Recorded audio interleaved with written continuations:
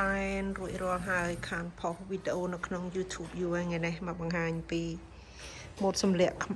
បំពាក់ខ្មែរអានេះជាប្រមួងសូត្រលាយអំបោះផលិតនៅក្នុងប្រទេសខ្មែរ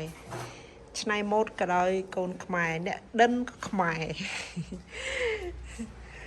ចឹងស្អាតសុភាពចង់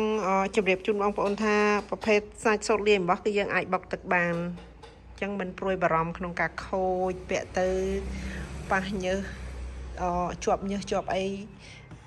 ពេលយើងបោកគក់ទៅវាខូចវាអីគឺអត់អីទេចឹងណាហើយណាមួយសាច់កណាត់នឹងវាទន់ហើយស្រួលស្លៀកពាក់ដោយសារវាមានជាតិតិចចឹងណាចឹងបងប្អូនមានតម្រូវការអាចអញ្ជើញបានមាននៅហាងចន្ទរងកាត់ដេរស្អាត